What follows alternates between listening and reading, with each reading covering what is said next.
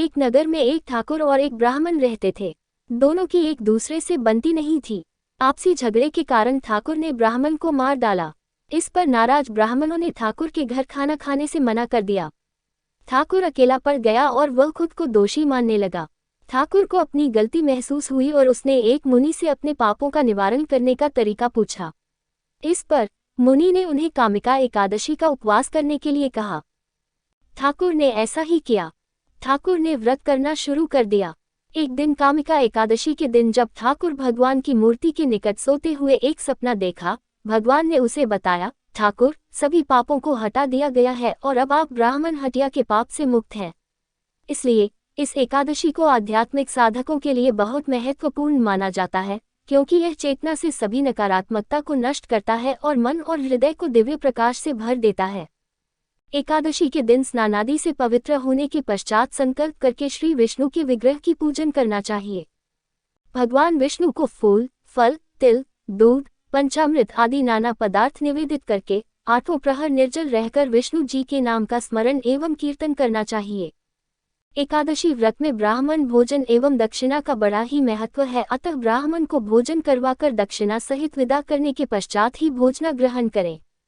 एकादशी व्रत का पारण द्वादशी के दिन किया जाता है, अतः द्वादशी के दिन घर पर ब्राह्मण को बुलाएं और उन्हें खाना खिलाएं और सामर्थ्य अनुसार उन्हें दान दक्षिणा दें। उसके बाद स्वयं पारण करें।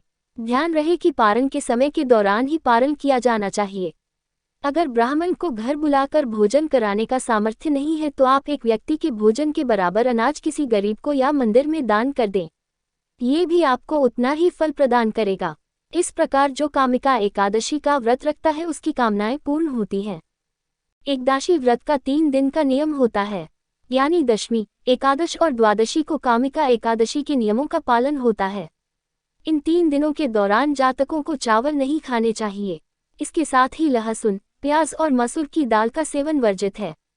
मांस और मदिरा का सेवन भूलकर भी नहीं करना चाहिए। दशमी के दिन एक समय भोजन ग्रहण करना चाहिए और सूर्यास्त के बाद कुछ भी नहीं खाना चाहिए। एकादशी के दिन प्रातःकाल उठकर भगवान विष्णु की पूजा करनी चाहिए और व्रत का संकल्प लेना चाहिए।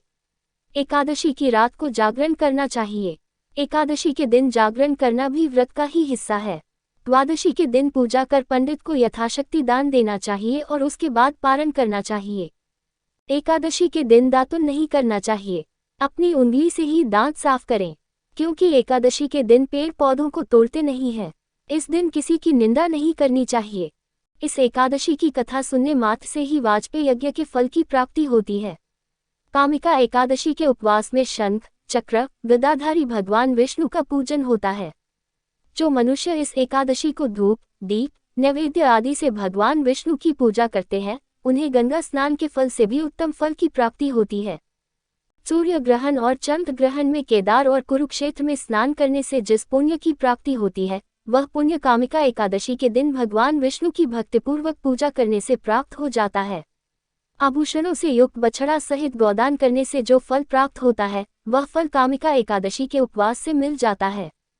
जो उत्तम द्विज श्रावण माह के कृष्ण पक्ष की कामिका एकादशी का उपवास करते हैं तथा भगवान विष्णु का पूजन करते हैं, उनसे सभी देव, नाग, किन्नर, पितृ आदि की पूजा हो जाती है। इसलिए पाप से डरने वाले व्यक्तियों को विधि विधान सहित इस उपवास को करना चाहिए।